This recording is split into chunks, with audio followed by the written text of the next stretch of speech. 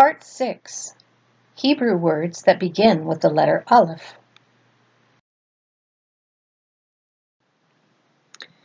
Hebrew words that start with the letter Aleph. Strong's number 1, Ab, is a primitive word for father in a literal and immediate or figurative and remote application. The definition of this word with their pictograph definitions of the symbols, Aleph Bet, means the strength of the leader of the house. Strong's 517, M, is a primitive word for mother, as the bond of the family, in a wide sense both literally and figuratively, like Ab. Likewise, the definition of M, with their pictograph definitions of the symbols, Aleph, Mem, means strength of the leader over the waters of chaos. There is a much deeper revelation than what the eye can see. Remember how each letter has multiple letters and symbols within that are unified. We will keep this at more of a surface level for now. Mothers and fathers are of the thousandfold family, as seen in the breakdown of the letter Aleph. During the childbirthing process, we can see the waters of chaos, as when the water breaks as a signal that the process has begun, bringing forth new life. This is very appropriate for the role of the mother as directly attached to the Hebrew letters themselves. The strength of the leader, Aleph, over the waters of chaos, Mem.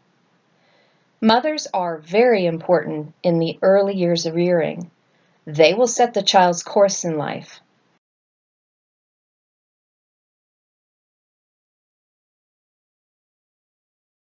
A mother who does not have the mark of the sign of the covenant is not over the waters of chaos, but rather is the waters of chaos.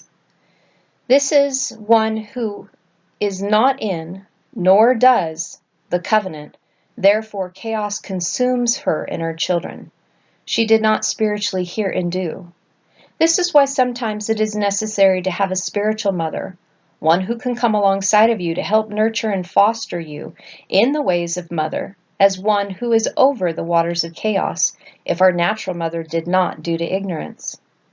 For clarification of going through the right hand, is one who's gone through the teachings of mother through Jesus, Yeshua, and Isa, as he sits at the right hand of the Father, please refer to Hebrews 8, verses 1, 34, chapter 12, verse 2, and 1 Peter 3:22.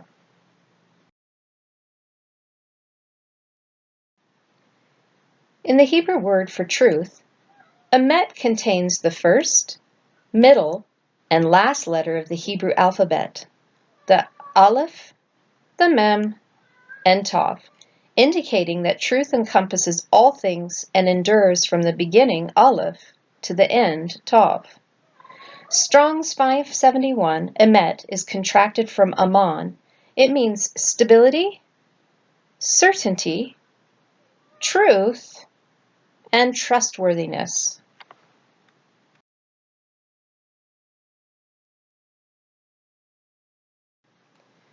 Back to our suitcase. The Hebrew word for truth contains the word for mother that has been concealed within this word, with a tav added on the suffix side. Tav means sign, mark, and covenant. In the simple paleo definition, we see that it's the strong leader over the water of chaos that is marked with the sign of the covenant. Combined with the definition of truth, we have a fuller definition of emet. Mother, who is the strong leader over the waters of chaos, who has been marked with the sign of the covenant, she, through her teaching, brings truth, stability, certainty, and trustworthiness. I would postulate that Jesus, Yeshua, Isa, came as a representation of the mother's teaching. John 14:6, I am the way, the truth, and the life. No one comes to the Father except through me. No one comes to the Father's teaching except through the mother's teaching first, through covenant. This word emet comes from another word, aman, another deeper rabbit hole. Back to the word emet. Emet comes from another word, aman. And aman has the deeper revelation that has been concealed within the word for truth. This is from Strong's 539, and it's a primitive root, properly meaning to build up or support, to foster as a parent or nurse, figuratively, to render or be firm and faithful, to trust or believe, to be permanent or quiet, morally to be true or certain, and to go to the right hand. Aman is the root word for truth, so although you do not see it, its meaning is concealed, but a part of the vibration and frequency for the word for truth. Again, we see mother within this word, but this time we have the letter nun added instead of a tav. The letter nun has the paleo meaning of the activity of life. So mother will build and support you as a parent, as a firm and faithful one, who you can trust and believe. She is morally true and certain, in permanence and in quietness, as she has gone to the right hand. She will teach you the ways within the activity of life. At least this should be the correct measure for mother and what we should strive to become. Some had difficulty with parents in the past, and I comprehend many who did not receive good enough parenting. However, this is a template that will allow us to reparent ourselves and hopefully pass this on to future generations after we have become. Interesting that this root, aman, is also where we get the word amen, so be it, from.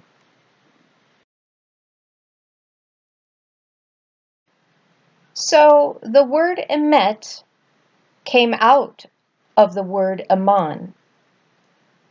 Its root word contains the original essence of the word at its core, and it is static, meaning it is.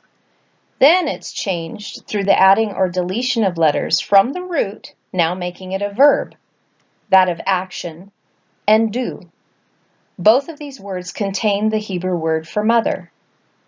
From the root, the word changes. The nun is deleted, and the tav is added. This movement of the letters has a defined meaning to it.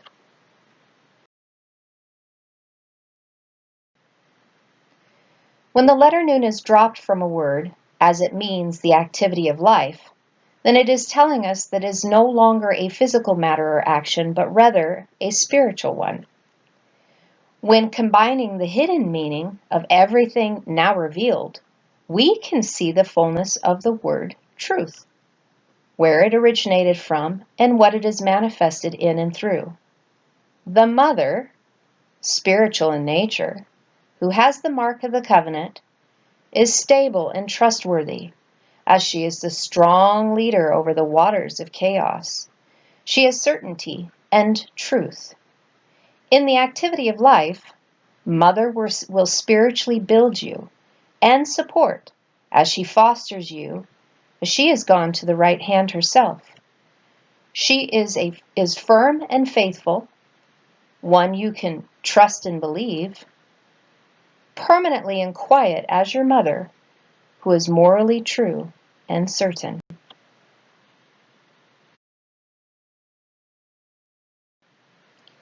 In this slide, we are moving on from aman, to confirm support, to the word amun, which has a simple definition of faithfulness. Again, the root word is static, but it is in motion when the letters are added or deleted. Amun has the same root word aman that we have been looking at: building, supporting, parenting, fostering, trust and believe, permanence and quiet, firm and faithful, true and certain, and going to the right hand. Looking at the two words side by side, we can see that the vav has now been added. For some of you, you may be noticing that the dots and symbols of the words have changed as well. We will discuss this in future presentations, as it is important, but I don't want to get ahead of ourselves. Back to Amun. It is Strong's 529 from Aman, meaning established, trusty, and abstractly trustworthiness, and usually is translated as faith.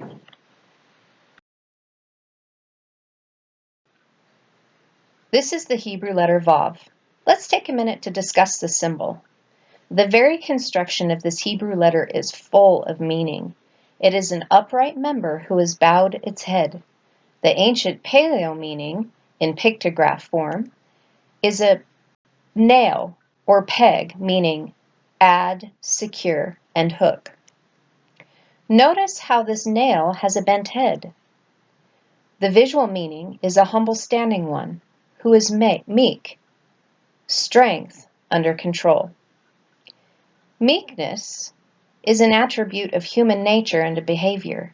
It has been defined several ways: righteous, humble, teachable, patient under suffering, long-suffering, willing to follow teachings, and it is an attribute of a true disciple. We can actually see this letter represented in nature in a mature stalk of wheat. Let's look at a Bible verse that speaks of this, a parable spoken by Jesus, Yeshua, Isa.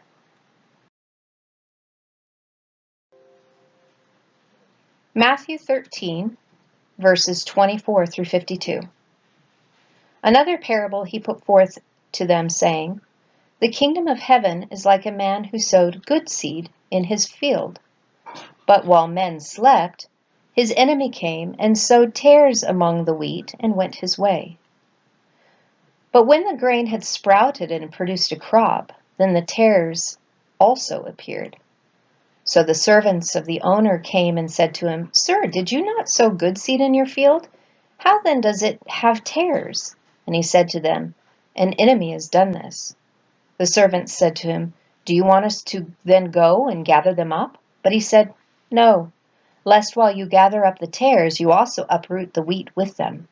Let them both grow together until the harvest. And at the time of harvest, I will say to the reapers, First gather together the tares and bind them in bundles to burn them, but gather the wheat into my barns.